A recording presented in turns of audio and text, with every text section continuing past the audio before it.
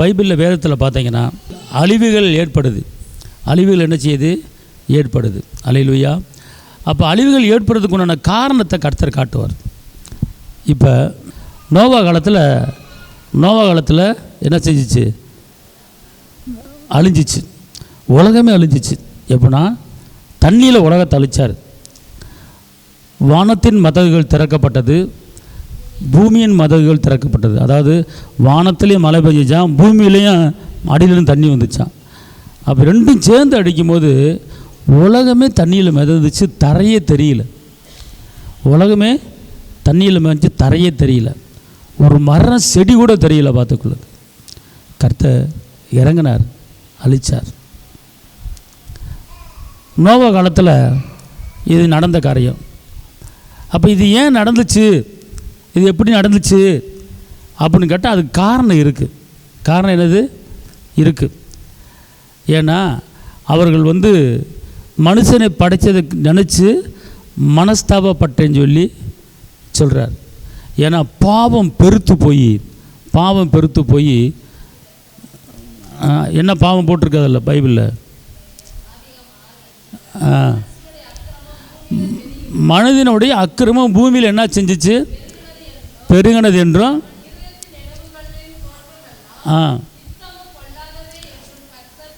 அதாவது இருதயத்தின் நினைவுகள் எல்லாமே நித்தமும் என்னது? டெய்லி பொல்லாத சிந்தனை, டெய்லி தப்பான சிந்தனை, டெய்லி அட்டுழியமான சிந்தனை, டெய்லி போராட்டமான சிந்தனை. கவனிங்க, அழிவு வருதுன்னா சும்மா ஒன்றும் அழிவு வரல. பைபிள் அழிவு வந்துச்சு. ஆனால் அழிவு வந்ததுக்கு உண்டான காரணத்தை கர்த்தர் காட்டுறார். அப்போனா நோவா காலத்தில் வாழ்ந்த மனிதர்கள் என்ன சொல்லப்பட்டிருக்குன்னா நித்தமும் பொல்லாதது. அடுத்து அவன் இருதயத்தின் நினைவுகள் நித்தமும் பொல்லாது என்று கர்த்தர் கண்டு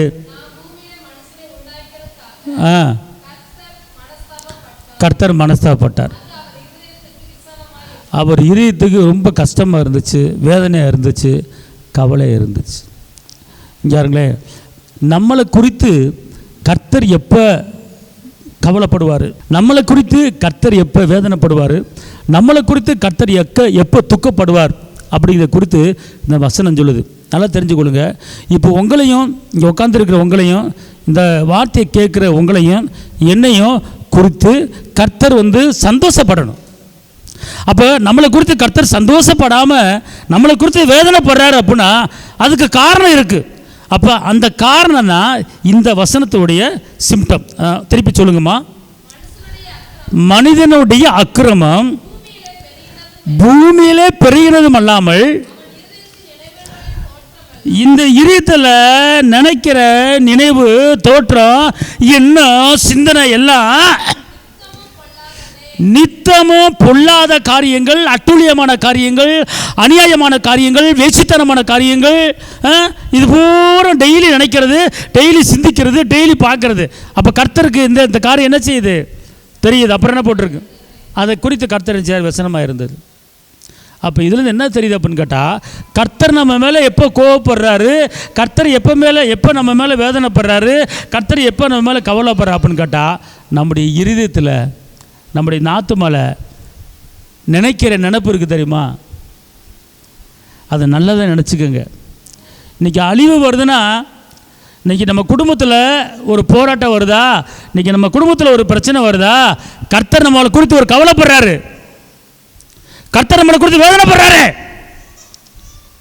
சும்மா ஒன்றும் தேவன் 40 நாள் இடைவிடாமல் மழை பெஞ்சு அந்த நோவா காலத்தில் அந்த தேசத்தை உலகத்தை அழிக்கலை. அழிச்சதுக்கு காரணம் என்ன சொல்கிறாரு?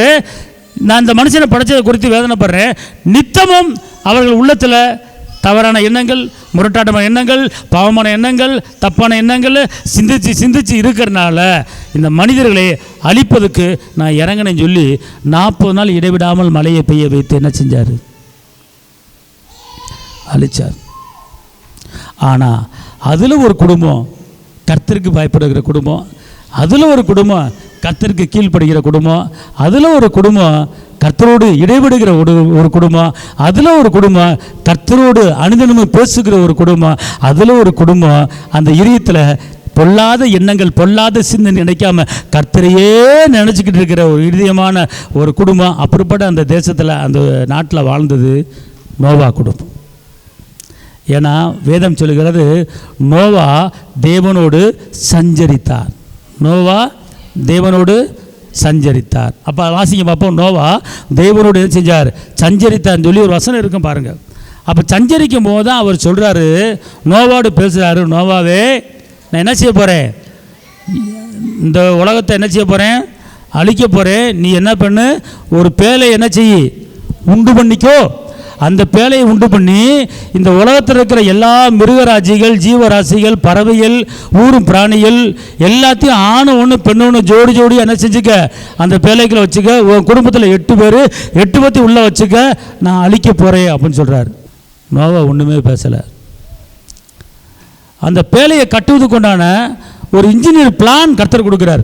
அதில் இன்ஜினியர் பிளான்னு அது எவ்வளோ நீளம் எவ்வளவு அகலம் அப்படின்னு சொல்லி பிளான் கொடுக்குறாரு. அந்த பிளான் படி என்ன செய்கிறாரு சொல்கிறாரா? நீ பண்ண வேண்டிய விதம் என்னவென்றால் பேழை நீளம்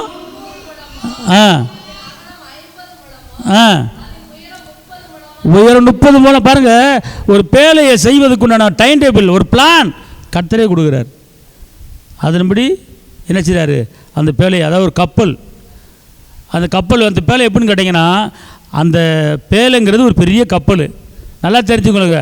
அதுக்குள்ளே 2 யானை, அதுக்குள்ளே 2 புலி, அதுக்குள்ளே 2 சிங்கம், அதுக்குள்ளே 2 ஒட்டகச்சிவிங்கி, அதுக்குள்ளே 2 கரடி, அதுக்குள்ளே 2 முயல், அதுக்குள்ளே 2 பூரா, அதுக்குள்ளே 2 கொசு, அதுக்குள்ளே 2 மைனா, அதுக்குள்ளே 2 குருவி, அதுக்குள்ளே லவ் பேர்ட்ஸு, அதுக்குள்ளே 2 காக்கா, இவ்வளவும் அதுக்குள்ளே இருந்துச்சு. இப்போ 2 யானை நிற்கிறதுக்கு எவ்வளோ இடம் வேணும்? இப்போ இங்கே ஒரு யானை, அங்கே ஒரு யானை, 2 யானை, இவ்வளோ இடம் வேணும். காண்டா மிருகம், இவ்வளோ மிருகத்துக்கே ஒரு பெரிய இடம் வேணும். இது போக இவங்க 2 பேர், இவங்க 8 பேர், புருஷ மஞ்சாதி. அப்போ எத்தனை ரூம்பு? இதில் வேற அந்த மிருகங்களுக்கு உண்டான தீவனம், வைக்கல், புல்லுக்கட்டு, சாப்பாடு, அரிசி பருப்பு, இவங்களுக்கு சாப்பாடு எல்லாம் என்ன செய்கிறாங்க? சேர்த்து வச்சு சேர்த்து வைக்கிறாங்க. அப்போ அங்கே இருக்கிற மக்கள் இந்த நோவா கட்டிக்கிட்டு இருக்கும்போது எல்லா மக்களும் என்ன பண்ணுற, நோவாவை பார்த்து என்ன பண்ணுறாங்க? என்ன கேள்வி பண்ணுறாங்க? மழையே வரல, உனக்கு என்ன நட்டு கலண்டுருச்சா, உனக்கு என்ன பைத்தியமா அப்படின்னு சொல்லி நோவாவை பார்த்து என்ன செய்கிறாங்க? கேள்வி பண்ணுறாங்க. நோவா அதை கண்டுக்கவே இல்லை. நோவா அதை கண்டுக்கவே இல்லை. ஏன்னா கர்த்தர் பேசினார். இங்கே இருங்க, நீங்கள் கர்த்தரோட உறவாடுற ஆளாக இருந்தீங்கன்னா, கர்த்தர் சமூகத்தில் உட்கார ஆளாக இருந்தீங்கன்னா, கர்த்தரோடு பேசுகிற ஆளாக இருந்தீங்கன்னா, உங்களுக்கு நிந்தைகள் வரலாம், அவமானங்கள் வரலாம், போராட்டங்கள் வரலாம். நோவாக்கு வந்துச்சு. உனக்கு என்ன நட்டு கலண்டுருச்சா, இவ்வளோ ஒரு மரத்தை எதுக்கு கட்டி செஞ்சுக்கிட்டு இருக்க, இவ்வளோ ஒரு பேலை எதுக்கு கட்டுற அப்படின்னு எல்லாம் நந்து கொடுத்தாங்க, கேள்வி பண்ணாங்க. ஆனால் நோவா பார்த்து சிரிச்சுக்கிட்டே என்ன பண்ணார்? மறுமொழி எதுவும் என்ன செய்யலை, பேசலை. இன்றைக்கி உங்களை பார்த்து கேட்கலாம், சர்ச்சுக்கு போய் என்னத்தை கண்ட, கையில் பைபிளா, வாரந்தவரம் போயிடுற, என்ன நீ மிச்சம் வச்சுருக்கிற அப்படின்னு சொல்லி நிறைய பேர் உங்களை கேட்கலாம். ஆனால் உங்களுக்கு தெரியும், இன்றைக்கி நான் செத்தா நாளைக்கு நான் அங்கே அவரோடு இருப்பேன். ஆனால் நீ இருக்க மாட்டேன். நம்ம கேட்கலாம், இன்றைக்கி நான் செத்தா நாளைக்கு அங்கே இருப்பேன் அவரோட. ஆனால் நீ செத்தா எங்கே போவ? வேற ஒருத்தன்ட்டு போவ. இது நம்ம கேட்கலாம். நல்லா தெரிஞ்சு கொள்ளுங்க. அதனால் நமக்கு வருகிற கர்த்தரை தேடும்போது நமக்கு வருகிற நிந்தைகளையும் நமக்கு வருகிற அவமானங்களையும் நீங்கள் ஒரு பொருட்டை என்ன செய்யாதீங்க, என்னாதீங்க. இப்போ ஏன் இதை சொல்ல வர்றேன் அப்படின்னு கேட்டிங்கன்னா, இன்றைக்கி உலகத்தில் பேரழிவுகள் வருவதுக்கு உண்டான காரணம் என்ன அப்படின்னா, நோவா காலத்தில் அவங்க செஞ்ச பாவத்தை சொல்லியிருக்காரு. இதயத்தில் நித்தம்னு போட்டிருக்கு. எப்படி?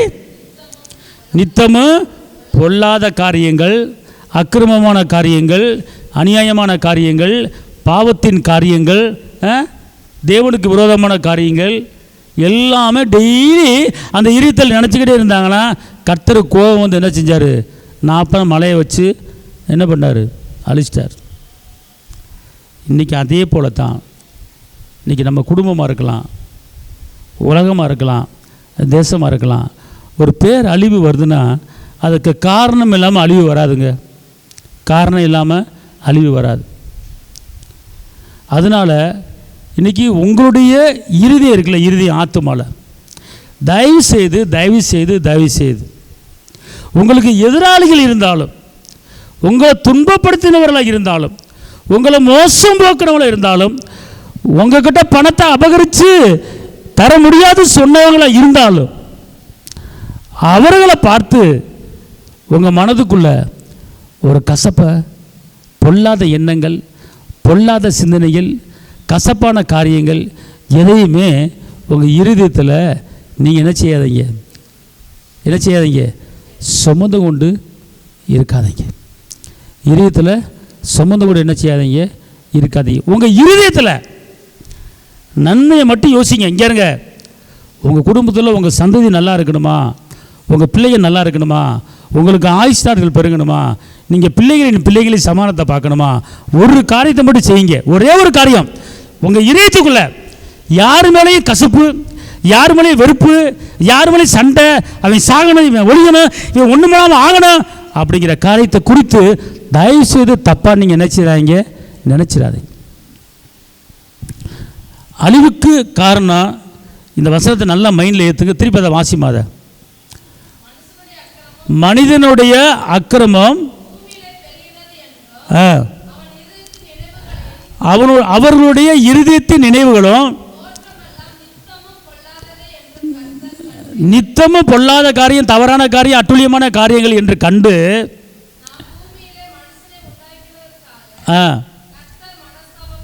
மனஸ்தாபப்பட்டார், கவலையாக இருந்தது. அதுக்கப்புறம் தான் என்ன செய்கிறாரு? இந்த மனிதர்களை அழிக்கணும்னு சொல்லி முடிவு பண்ணி மலையை வச்சார்.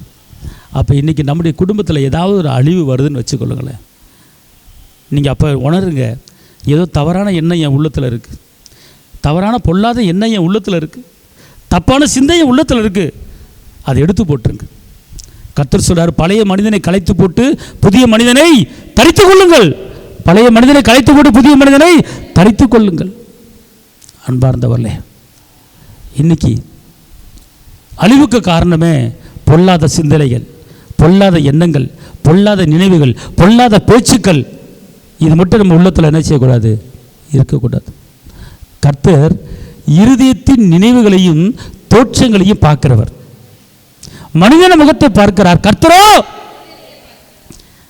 இப்போ நீங்கள் எல்லாம் இங்கே உட்காந்துருக்கிறீங்க. இப்போ என் ஏரியத்தில் வந்து நீங்கள் வந்திருக்கவங்க எல்லாம் நல்லா இருக்கணும். உண்மையில் மனசாக சொல்கிறேன், இந்த கையில் பைபிள் இருக்குது, கையில் பைபிளை வச்சுட்டு நான் சொல்கிறேன், நீங்கள் எல்லாம் நல்லா இருக்குன்னு மனசார நான் வந்து சொல்கிறேன். இதில் யாரும் கெட்டு போயிடக்கூடாது. நீங்கள் சந்ததி நல்லா இருக்கணும், நோய் நொடி வரக்கூடாது, சுகமான வாழ்க்கை வாழணும், கடன் இல்லாத வாழ்க்கை வாழணும், இவங்களை எப்படி டெவலப்மெண்ட் ஆகணும், நல்லா வரணும் அப்படின்னு சொல்லி தான் என் மனதுக்குள்ளே உங்களை குறித்து நான் நினச்சிக்கிட்டு இருக்கேன். இது நல்ல நினைவா கெட்ட நினைவா? சீக்கிரம் இருந்தாலும் போகணும் அப்படின்னு நினச்சா கெட்ட நினைவு. இப்போ நான் நினச்சேன்னா எனக்கு அடி இருக்குது. நீங்கள் வந்து ஒரு 1 லட்சம் 2 லட்சம் கொடுக்குற உதவியை காட்டிலும், 1 லட்சம் 2 லட்சம் கொடுக்குற உதவியை காட்டிலும் இந்த நீங்கள் நல்லா இருங்க, நல்லா இருப்பீங்க அப்படி நீங்கள் மட்டும் சொல்லிட்டேன்னு வச்சுக்கொள்ளுங்களேன். இது உங்கள் குடும்பத்தை உங்கள் குடும்பம் வாழுங்க, உங்கள் பிள்ளைய வாழ்வாங்க. இதுதான் நன்மை, இதான் கிரியை, இது பரலோகத்துக்கு ஒரு வழிகாட்டி. அதனால் நம்மளை குறித்து கர்த்தர் பிரியப்படணும். அப்போனா இந்த உள்ளத்துக்குள்ளே தவறான எண்ணங்கள் என்ன செய்யக்கூடாது? இருக்கக்கூடாது. தவறான நினைவுகள் என்ன செய்யக்கூடாது? இருக்கக்கூடாது. உன் சத்துருக்களை சினைன்னு சொல்லிட்டார்ல, இதுக்கு நம்ம கீழ்ப்படிஞ்சாகணும். உன் எதிராளிக்கு நன்மை செய்ய சொல்லிட்டார்ல, இதுக்கு நம்ம கீழ்ப்படிஞ்சாகணும். புரியுதுங்களா? அதனால் உன் சத்துருக்களுக்காக ஜெபம் பண்ணு. இதை நம்ம செய்யக்கூடிய ஒரு காரியம். அன்பார்ந்தவர்களே, தெரிஞ்சுக்கங்க, அழிவு வருவதற்கு காரணம். அல்லேலூயா. இது பயனுள்ள வார்த்தையா பயன் இல்லாத வார்த்தையா? இனிமேல் மனசில் தப்பாக நினைப்பீங்க, யாராவது குறை நினைப்பீங்க, கசப்பு உள்ளே வைப்பீங்களா? வச்சீங்க தீந்தீங்க. அதையும் சொல்லிவிடுற, வச்சீங்க தீந்தீங்க. அதனால் சித்தப்பனாக இருக்கட்டும், மாமனாக இருக்கட்டும், மாமியாவாக இருக்கட்டும், அத்தையாக இருக்கட்டும், நாத்தனாவாக இருக்கட்டும், ஏன்னா அவங்களுக்கு துரோகம் பண்ணாலும் சரி நல்லாரு அப்படின்னு போயிடணும். ஏன்னா அவருடைய வார்த்தை கீழ்படுறீங்க. ஏன் தெரியுமா? 1 பேதுரு 3:9 சொல்லுது, தீமைக்கு தீமையை பார்க்காதபடி உதாசீனத்துக்கு பதிலாக ஆசீர்வாதங்களை சுதந்தரிக்க அழைக்கப்பட்டு இருக்கிறீர்கள் என்பதை நீங்கள் அறிந்து என்ன செய்ய? ஆசீர்வதிங்க. எல்லாம் சொல்லுங்க. நான் நல்லா சொல்லணும். நான் ஒருத்தர் எனக்கு தீமை செஞ்சானா நான் பதிலுக்கு தீமை செய்ய மாட்டேன். ஒருத்தர் என்ன உதாசீனப்படுத்தினாலும் பதிலுக்கு நான் உதாசீனப்படுத்த மாட்டேன். மாறாக நான் அவங்கள ஆசீர்வதிப்பேன். 1 பேதுரு 3:9 படி 1 பேதுரு 3:9 படி நான் யாரையும் சபிக்க மாட்டேன், நான் யாரையும் ஐய மாட்டேன், யாரையும் திட்ட மாட்டேன். என் உள்ளத்தில் அவர்களை ஆசீர்வதிப்பேன். அல்லேலூயா. ஏன் தெரியுமா? அப்பா அழகா சொல்றாரு, நீங்கள் ஆசீர்வாதங்களை சுதந்தரிக்க எப்படி போட்டிருக்க வசனம்? எதுக்கு அழைக்கப்பட்டிருக்கீங்க சொல்லுங்க. நான் அழைக்கப்பட்டிருக்கிறேன். நான் அழைக்கப்பட்டிருக்கிறேன். எதுக்கு அழைக்கப்பட்டிருக்க? அதான் அழைக்கப்பட்டிருக்கீங்க. தரித்திரப்படுறதுக்கு, நோய் வைப்படுறதுக்கு அழைக்கப்பட்டிருக்கீங்க. நீங்கள் என்ன செய்யணும்? ஆசீர்வாதங்களை சுதந்திரிக்கிறதுக்கு அழைக்கப்பட்டிருக்கீங்க. அப்போனா அதுக்கு தகுதி என்ன? அதுக்கு தகுதி என்னன்னா, ஒருத்தர் உங்களுக்கு தீமை செய்வான், செய்யாமல் இருக்க மாட்டான். இப்போங்க என்னை எடுத்துக்கங்க. இப்போ நிறைய பேர் சொல்கிறாங்க, நீ அவர் சர்ச்சுக்கா போகிற, அவர் சர்ச்சுக்கு ஏன் போகிற அப்படின்வாங்க. குறை சொல்லுவாங்க. யார் சொன்னாங்கன்னு எனக்கு தெரியும், யார் பேசுனாங்கன்னு எனக்கு தெரியும். அவர் கூத்தாடி மாதிரி ஆடுவார்ல, அங்கேயே போகிற, அவருக்கு பப்பு நிறைய இருக்கு, நிறைய இருக்கு, அங்கே எதுக்கு போகிற அப்படின்னு இல்லாத போல அது குறையெல்லாம் சொல்லுவாங்க. ஆனால் குறை சொல்கிறவங்க எனக்கு தெரியும். ஆனால் அந்த குறைய இங்கே சேர்த்து வச்சிங்க வச்சுக்கொள்ளுங்க, நீங்கள் குறையாயிருவீங்க. அதை என்ன செஞ்சிடணும்? எடுத்து போட்டுறணும். நான் என்ன பண்ணுறேன்? அவங்கள என்ன பண்ணுவேன்? ஆசீர்வதிப்பேன். நான் ஆசீர்வதிச்சேன்னா நான் நல்லா போயிட்டே இருப்பேன். அதான் நடந்துக்கிட்டு இருக்கு. அதான் நடந்துக்கிட்டு. நான் யாராச்சும் என்னை குறை சொன்னால நீ உருப்பிட மாட்டேன், விளங்க மாட்டேன்னு சொன்னேன்னு சரி நான் கீழே போயிடுவேன். இது ஒரு ரகசியம், நிறைய பேர் தெரிய மாட்டேங்குது. இன்றைக்கி நிறைய பேர் இருந்த இடத்துல ஒரு ஸ்டெப்பு மேலே போக மாட்டுறாங்க, அப்படியே இருக்கிறாங்க. என்ன காரணம்? குறை பேசுறது, பொறாமப்படுறது. அவன் அப்படி போயிட்டான் இப்படி போயிட்டான் பொறாமப்படுறது. பொறாமப்பட்டீங்கன்னா எலும்புரிக்கு நோய் வரும். பொறாமைக்கு நோய் என்ன நோய்? எலும்புரிக்கு, எலும்பு தேஞ்சு போயிடும். ஜாக்கிரதை. அதனால் பொறாமப்படாதீங்க. இங்கே வாழ்வும் உயர்வும் தாழ்வும் நஷ்டமும் துக்கமும் துயரமும் மேலேயும் கீழேயும் எல்லாமே நம்முடைய வாழ்க்கையில் தான் இருக்குது. எல்லாம் இங்கே உள்ளதாக இருக்குது எல்லாமே. இதை மட்டும் ஃப்ரீயாக வச்சுக்கிட்டிங்கன்னு வச்சுக்கொள்ளுங்க, உங்கள் உயர்வை எவனும் தடுக்க முடியாது, உங்கள் மேன்மை யாரும் தடுக்க முடியாது. இன்றைக்கி எல்லோரும் எல்லா ஊழியக்காரங்களும் பார்க்கும்படி என்னை கர்த்தர் வச்சுருக்காருன்னு அதுக்கு என்ன காரணம் அப்படின்னு கேட்டால், ஒன்று என்னை வஞ்சவங்களை, என்னை திட்டினவங்கள, என்னை குறை பேசினவங்கள, என்னை குற்றப்படுத்தினவங்கள, என்னை முறுமுறுத்தவங்கள, அவங்க எல்லாத்தையும் என்ன செய்வேன்? நல்லாரு நல்லாரு கைத்து டப்பாவுக்கு நல்லாரு நல்லாரு நல்லாரு நல்லாரு. ஆனால் நான் ஒரு பக்கம் மேலே போவேன். அதுக்கு தான் ஒருத்தர் உனக்கு தீமை செஞ்சானா பதிலுக்கு தீமை செய்யாது. இப்போ நான் அவனை எனக்கு குறை சொன்னவை பற்றி நான் அவன்கிட்ட 92 ஓட்டம் இருக்குது, நான் சொல்லலாம் நிறையா. அவன் என்னை பற்றி ஒரு குறை சொல்கிறான், நான் 100 குறை சொல்லலாம், நிறைய இருக்குது அவன்கிட்ட குறை இருக்குது சொல்லலாம். அது எனக்கு தேவையில்லை. ஏன்னு கேட்டால் அப்படிப்பட்ட காரியத்தில் இறங்கினேன்னா வெளிப்படுத்தல் ஒரு வசனம் இருக்கிறது, பிதாவுக்கு முன்பாக தன் சொந்த சகோதரனை குற்றப்படுத்துகிற பிசாசுன்னு சொல்லப்பட்டிருக்கிறது.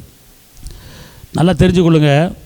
உங்கள் வீட்டுக்குள்ளேயோ உங்கள் இடத்துல யார்ட்டையாவது விசுவாசியை பற்றி, ஒரு சபையை பற்றி, ஒரு ஊழியத்தை பற்றி, ஒரு டிவி ஊழியம் பண்ணுறவங்களை பற்றி, சென்னையில் இருக்கிற பெரிய ஊழியக்காரங்களை பற்றி ஒரு குறை சொல்லி குற்றப்படுத்தி அவஞ்சரியில் இவஞ்சரியில் சொன்னாங்கன்னா அவனுக்குள்ள தேவ ஆவி இல்லை.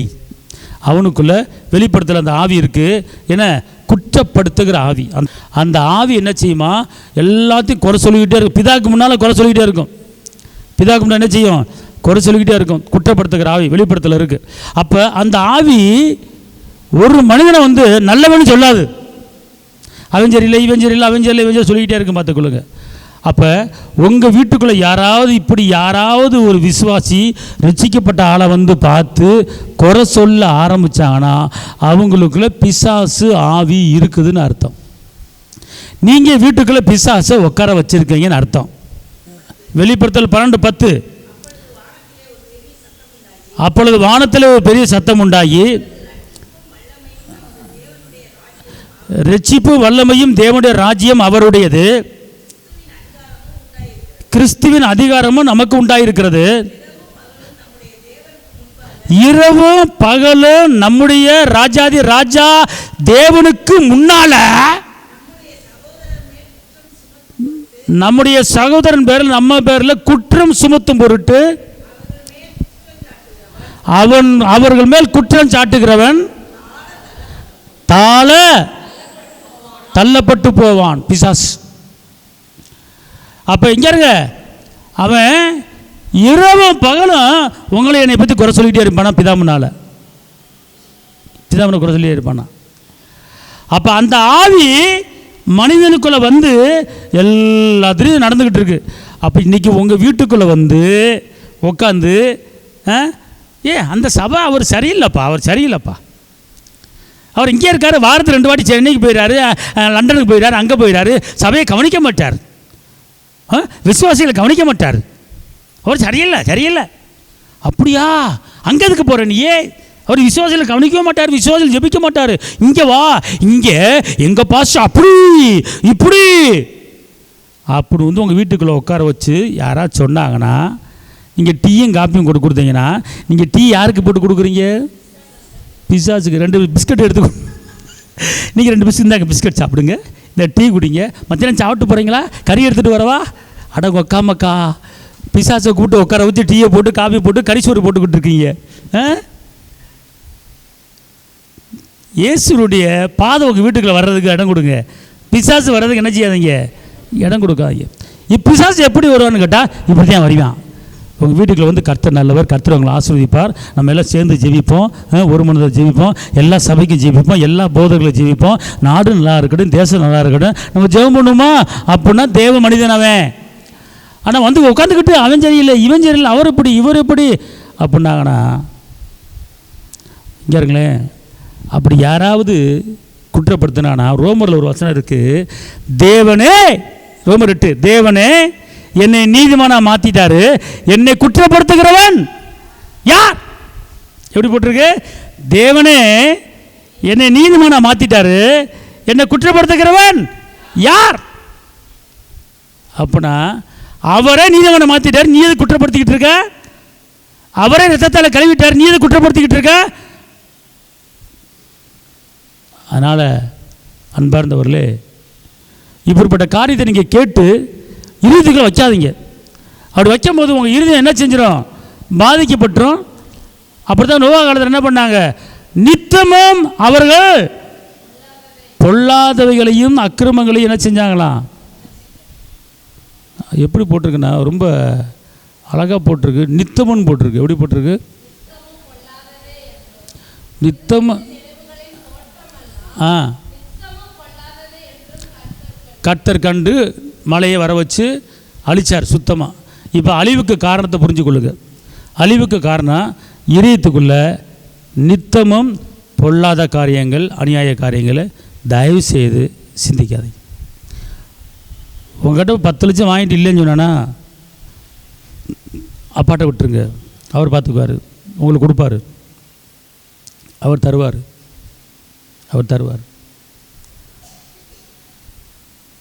ஆனால் அவர் கொடுக்காமல் இருக்க மாட்டார். அவர்கிட்ட முறையிடுங்க, அவனை சபிக்காதீங்க. சபிக்கும் போது நம்ம சபிக்கப்பட்டுருவோம். நீ மார்க்கில் 11 நீ நின்று ஜெபம் பண்ணும்போது ஒருவன் பேரில் உனக்கு குறைகள் இருக்குமானால் அந்த குறையை மன்னிச்சுட்டு நீ ஜெபம் பண்ணு. அந்த குறையை மன்னிக்காமல் நீ ஜெபம் பண்ணனா உன் ஜெபம் கேட்கப்படாது. அப்போனா அடுத்தவருடைய குறையை உள்ளே வச்சுக்கிட்டு ஜெபிக்கக்கூடாது, முறுமுறுப்பு உள்ளே வச்சுட்டு ஜெபிக்கக்கூடாது.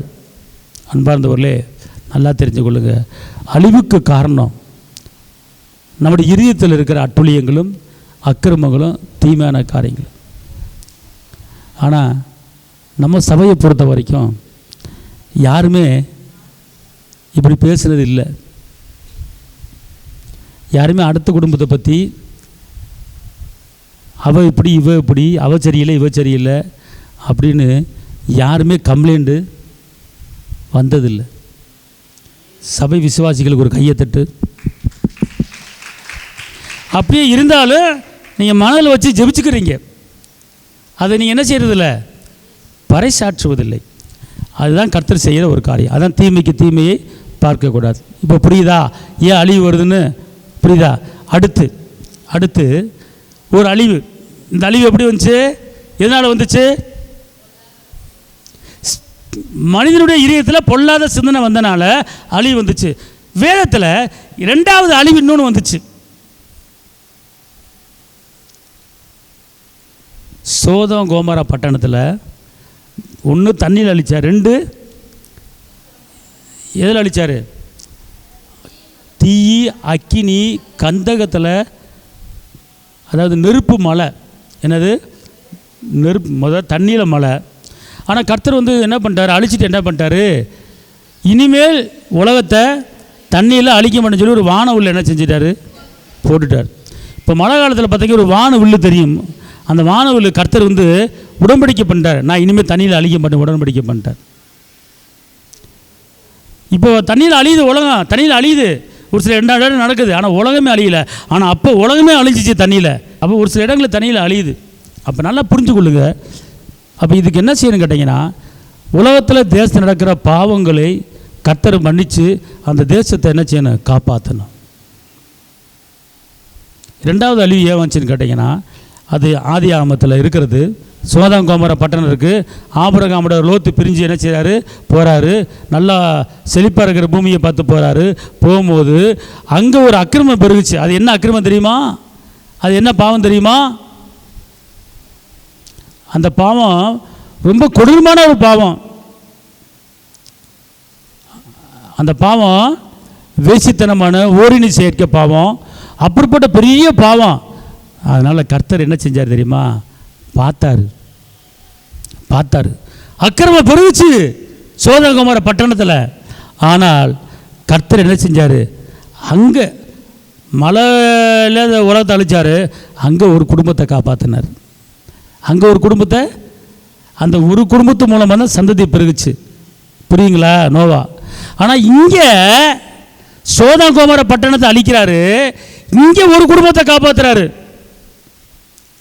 இங்கே ஒரு குடும்பத்தை காப்பாற்றுறாரு. அந்த குடும்பம் லோத்து.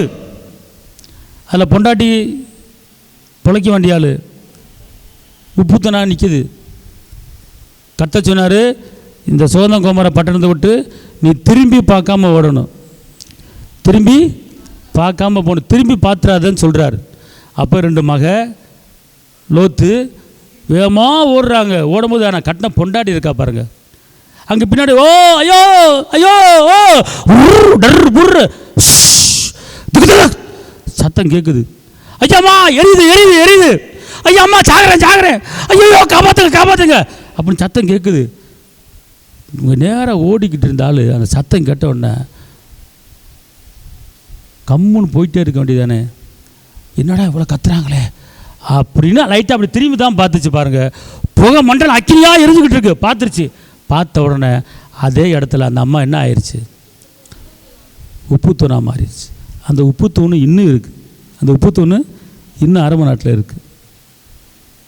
இதை எதை குறிக்குது அப்படின்னு கேட்டால், உன் காதில் உன் கண்ணில் சில அக்கிரமங்கள், சில அநியாயங்கள், சில அட்டூழியங்கள் நீ பார்க்க வேண்டியது வரும், நீ கேட்க வேண்டியது வரும். ஆனால் அதை நீ பார்க்காத, அதை நீ கேட்காத. கேட்டேன்னா நீ நின்றுவ, டெவலப்மெண்ட் ஆக மாட்ட, ஓட முடியாது, முன்னேற முடியாது. அது ஒரு பக்கம் கர்த்தர் மூலமாக வருகிற அழிவு. ஆனால் அதை நீ ஏன் பார்க்குற? உன்னை வேறுபடுத்து, தப்பிச்சு போ அப்படி சொல்லிட்டேன்.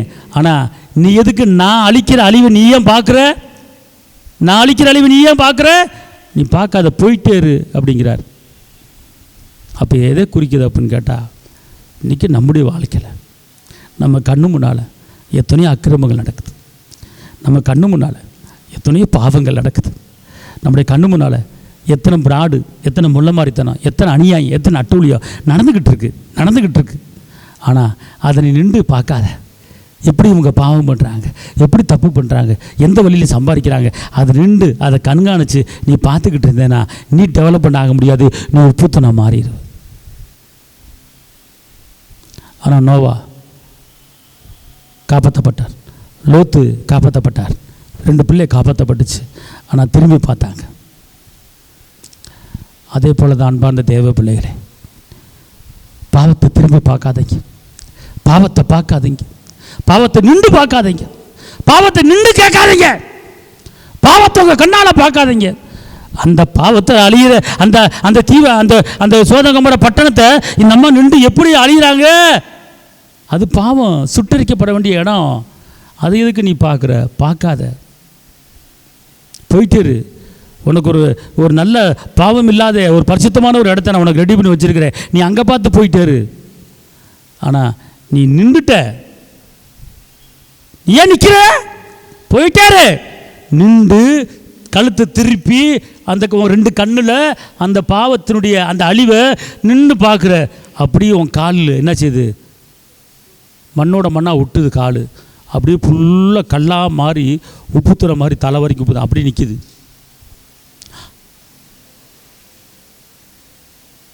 அப்படி நிற்கிது. இன்னும் காரணம் என்ன? பாவத்தில் வந்த அழிவை நீ பார்க்காதே, அநியாயத்தை நீ பார்க்காதே, அட்டூழியத்தை நீ பார்க்காதே, அதை நீ கேட்காதே. அதனால தான் இந்த நிலைமை. அன்பார்ந்தவர்களே, கர்த்தர் ஒரு அழிவு கொடுத்தாருன்னா, கர்த்தர் ஒரு அடியை கொடுத்தாருன்னா அதுக்கு ஒரு காரணம் இல்லாமல் இருக்காது. கண்டிப்பாக ஒரு காரணம் இருக்கும், கண்டிப்பாக ஒரு காரணம் இருக்கும். அப்போ நம்ம என்ன செய்யணும்னு கேட்டிங்கன்னா, ஃபஸ்ட்டு நம்ம செய்ய வேண்டிய காரியம் இந்த இருதயத்தை பார்த்துக்கொள்ளணும்.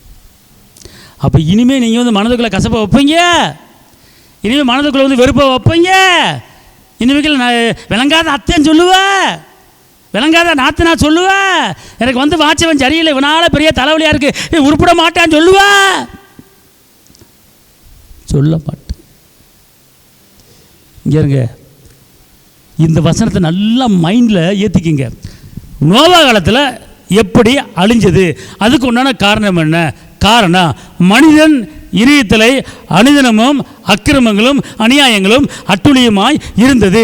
இதனால் கர்த்தர் மனிதனை படைத்ததுக்கு கவலைப்பட்டார், விசனப்பட்டார். அதனால நோவா குடும்பத்தை மட்டும் காப்பாற்றிட்டு எல்லாத்தையும் உலகத்தை அழிச்சார். அழிவு காரணம் புரிஞ்சு போச்சா? ஒன்றும் இல்லைங்க. அவன் யாரையும் குத்தி கொலை பண்ணலை, யாரையும் கண்டு தன்மை வெட்டலை. செஞ்ச தப்பு, செஞ்ச பாவம் அனுதினமும் இருதயத்தில் கெட்ட எண்ணங்கள். நம்ம நன்மைகளை மாத்திரம் சிந்திக்கணும், நன்மைகளை மாத்திரம் என்ன செய்யணும்? பேசணும். அதனால நான் சொல்கிறேன், இன்றைக்கி உங்களுக்கு சொந்தக்காரங்க ஏகப்பட்ட பேர் இருக்கலாமா? இருக்கலாம். அக்கம் பக்கத்தில் ஏகப்பட்ட பேர் இருக்கலாம். யாரை குறித்தாவது தவறான யோசனைகள் உங்கள் உள்ளத்தில் கொண்டு வந்துடாதீங்க. என்னம்மா? கொண்டு வந்துடாதீங்க. ஏன் கொண்டு வரக்கூடாதுன்னு சொல்கிறேன்னு கேட்டிங்கன்னா, அப்படி கொண்டு வந்தீங்கன்னா, படித்தோம் பைபிளில் என்ன போட்டிருக்கு? மனிதனுடைய இதயத்தில் அனுதினமும் அக்கிரமும். அதனால் என்ன செஞ்சார்? நோவா காலத்தில் அழிச்சார். சோதங்கோமர பட்டணத்துக்கு அழிஞ்சதுக்கு இதான் காரணம். சோதங்கோமர பட்டணத்துக்கு அழிஞ்சதுக்கு இதான் காரணம். புரியுதுங்களா? அதனால் ஒரு அழிவு ஒன்று தேசத்தில் வருதா, அதுக்கு ஏதாவது ரீசன் இருக்கும், இல்லாமல் இருக்காது. இன்றைக்கி ஒரு குடும்பத்தில் ஒரு பிரச்சனை, அழிவு வருதா, குடும்பத்தில் நெருக்கம் வருதா, குடும்பத்தில் போராட்டம் வருதா, குடும்பத்தில் பிரிவினை வருதா, குடும்பத்தில் சண்டை வருதா, ஆனால் அதுக்கு ஒரு ரீசன் இருக்கும். அப்போ நீங்கள் என்ன செய்யணும், உங்கள் உள்ளத்தை பார்க்கணும். என்ன தப்பு இருக்குது, என்ன இருக்குது, யாரையும் வஞ்சனா, மாமியார் வஞ்சனா, நாத்தனை வஞ்சனா, யாரும் சத்தம் போட்டனா, யாரும் கசப்பு வச்சனா, அவன் இறங்க மாட்டான், உருப்பிட மாட்டான், அவன் தேர மாட்டான், நல்லா இருக்க மாட்டான், அப்படி யாரை வஞ்சனா திட்டினா யோசனை பண்ணி அதுலேருந்து பரிகாரம் செய்யணும். பரிகாரம்னா மன்னிப்பு கேட்கறது, அதுலேருந்து மனம் மாறணும். மனம் மாறும்போது கர்த்தர் மனம் இறங்குவார். இப்போ ஒன்றும் இல்லைங்க, தாப்பட்டிருந்து சொத்தை பிரித்து போய் வேசிகள்கிட்டையும் நண்பர்கள்ட்டையும் பணத்தை காலி பண்ணி பணத்தை இழந்த மகன், அவன் பேர் என்னது, கெட்டகுமாரன். பேர் கெட்டகுமாரன். 2 மகங்க, ஒரு தாப்பனுக்கு 2 மகங்க. இளைய மகன் என்ன செய்கிறான், பிரிச்சுட்டு போகிறான். போன உடனே நல்லா சுகபோகமாக சந்தோஷமாக சமாதானமாக தட்டு உட்காருவேன், சாப்பாடு வரும். அப்படி வேலைக்காரங்க நிறைய பேர் இருந்தாங்க. அப்படி சுகமான வாழ்க்கை வாழ்ந்தவன் சொத்தை பிரிச்சுட்டு போனான். கடைசியில் கஷ்டம். என்ன கஷ்டம், வனாந்தரத்தில் வெயிலில் ஆடை கூட மேய்ச்சிடலாங்க, ஆனால் பன்னியை மேய்க்க முடியாது. ஆடை கூட மேய்ச்சிடலாம், ஆனால் பன்னிகளை என்ன செய்ய முடியாது, மேய்க்கவே முடியாது.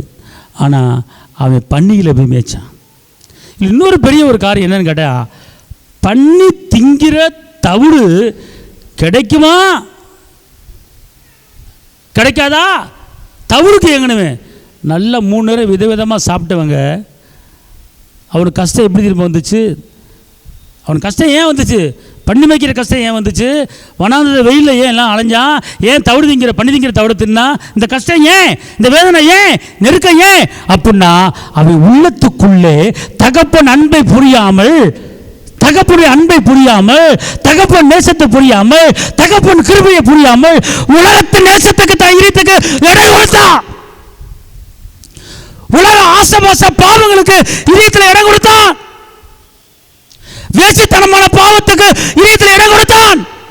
அதனுடைய விளைவு அழிவு, அதனுடைய விளைவு பண்ணி வைக்கிறது, அதனுடைய விளைவு பண்ணி திங்கிற தவிடு கஷ்டம். இந்த கஷ்டம், இந்த நெருக்கம் ஏன் வந்துச்சு, இந்த இதயத்துக்குள்ள தகப்பன் அன்பை வைக்காமல், தகப்பன் இரக்கத்தை வைக்காமல், தகப்பன் தயவை வைக்காமல், தகப்பனுடைய ஆஸ்தியை வைக்காமல், தகப்பனுடைய அந்தஸ்தை வைக்காமல், உலகத்தினுடைய காரியங்களை இங்கே கொண்டு வந்து வச்சனால, உலக ஆசபாசங்களை நண்பர் மூலமாக உலக ஆசபாசங்களை கொண்டு வந்து இங்கே வச்சனால, அந்த இதயத்துக்குள்ள அந்த எண்ணம் வந்தனால தான் தகப்பனோட சண்டை போட்டு சொத்தை பிரிக்கிறான். நல்ல உள்ள இல்லை, நல்ல தகப்பனுடைய அன்பை புரிஞ்சிருந்தானா தகப்பனை விட்டு போயிருக்க மாட்டான். கெட்ட எண்ணம் உள்ள வந்துருச்சு, தப்பான எண்ணம் உள்ள வந்துருச்சு, அக்கிரமான எண்ணம் உள்ள வந்துருச்சு. அதனால அவன் அப்பனை விட்டு பிரிஞ்சு போனான். நடந்த காரியம் பேரு அழிவு. புரியுதுங்களா? அப்போனா ஒரு குடும்பமாக இருக்கலாம், ஊராக இருக்கலாம், தேசமாக இருக்கலாம், ஒரு அழிவு வருதுன்னா, ஒரு கஷ்டம் வருதுன்னா, ஒரு அவமானம் வருதுன்னா, ஒரு நெருக்கம் வருதுன்னா, ஒரு வறுமை வருதுன்னா, ஒரு பலவீனம் வருதுன்னா, ஒரு நிரந்தர பலவீனம் வருதுன்னா, ஒரு போராட்டம் வருதுன்னா, ஏதாவது ஒரு காரணம் இருக்கும். அது காரணம் இதில் தவறான காரியங்களை சிந்திக்கும் போது, தவறான காரியங்களை நினைக்கும் போது, தவறான காரியங்களை பேசும்போது, அக்கிரமான காரியங்களை நினைக்கும் போது பிரச்சனை வரும். தப்பான முறையில் பணம் சம்பாதிக்கணும், அடுத்தவங்க கூடிய கெடுக்கணும், அடுத்த வாங்கி இல்லையம்ப சொல்லணும், அவனை ஓட்டாண்டி விடணும், அப்படி நினப்பு இருந்தால் நமக்கு இங்கே அடி இருக்கிறது. அதனால தான் நம்முடைய எண்ணத்தை நினைவு கரெக்டாக சிந்திக்கணும். அதே மாதிரி கேட்குறதையும் கரெக்டாக கேட்கணும். லோத்து மனைவி என்ன பண்ணாங்க, பார்க்கக்கூடாதுன்னு சொன்னார். கர்த்தர் சொல்கிறார் பார்க்காத போயிட்டாரு. ஆனால் அவர் சொல்ல மீறி, அவர் சொல்ல கேட்கணும்ல, பார்க்காதம்மா போமா அப்போனா போகணும்ல. அப்போனா அந்த சின்ன மேட்ரு தாங்க, சின்ன மேட்ரு. அதை கண்ட்ரோல் பண்ண முடியல. அந்த கண்ணையும் அந்த கழுத்தையும் அந்த எண்ணத்தையும் அந்த இனவையும் கண்ட்ரோல் பண்ண முடியாமல் என்னதான் பார்ப்போமே அவன் பார்த்துச்சு, நின்று போச்சு. டெத் ஆயிடுச்சு. அந்த அம்மா ஸ்பாட்லேயே காலி. பிரேதமாக முடியாமல் கல்லாக நின்று போச்சு. பிரேதமாக படுக்க வேண்டிய ஆள் கல் மாதிரி நிற்கிது. இன்னும் நிற்கிது அந்த கல். லோத்து மனைவி இன்னும் நிற்கிது. அரபு கண்ட்ரியில் இன்னும் இருக்குது. ஒரே ஒரு வார்த்தை, கீழ்ப்படியாமல். இருங்க, கர்த்தருடைய வார்த்தை கீழ்ப்படியாமல் இருக்கும்போது இவ்வளோ பெரிய சம்பவம் நடக்குதுங்க. இவ்வளோ சம்பவம் நடக்குது. அதனால் இன்றைக்கி நல்லா புரிஞ்சுக்கொள்ளும். தயவுசெய்து நீங்களாக இருக்கலாம், நானாக இருக்கலாம், யாரை பற்றியும் உங்கள் உள்ளத்தை கிழித்து பார்த்தோம்னா அன்பு தான் இருக்கணும், சமாதானம் தான் இருக்கணும், தாழ்மை தான் இருக்கணும், விட்டு கொடுக்குற மனப்பான்மை தான் இருக்கணும். அடுத்தவன் குறை இங்கே இருக்கக்கூடாது, அடுத்தவன் கசப்பு இங்கே இருக்கக்கூடாது, அடுத்தவனுடைய பிரிவு இங்கே இருக்கக்கூடாது, அடுத்த சண்டை இங்கே இருக்கக்கூடாது. கவனம். கர்த்தர் நம்மளை அழகாக படைச்சு படைஞ்சு ரத்த சிந்தி மீட்டெடுத்துட்டார், மீட்கப்பட்டவர்கள். ஆனால் மீட்கப்பட்டவர்களாக இருந்தும் பல நெருக்கம் வருகிறது. காரணம் என்னென்னு கேட்டால் அதுக்கு அவர் பொறுப்பு இல்லைங்க, நம்ம தான். அது காரணம் இங்கே வர வேண்டிய காரியத்தை வர வைக்கணும். ஆமென். அதனால் இந்த நாட்களிலே நாம் மனதை பாதுகாத்துக்கொள்வோம். பழைய மனிதனை கொலை செய்ய சொல்லப்பட்டிருக்கிறது. பழைய மனிதனை கலைத்து போட்டு புதிய மனிதனை தரித்துக்கொள்ள சொல்லப்பட்டிருக்கிறது. ஜெபிப்போம். தகப்பனே, இந்த நேரத்தில் எங்களோடு இடைப்பட்டதுக்கு நன்றி. இயேசுவின் நாமத்தில் பிதாவே, ஆமென்.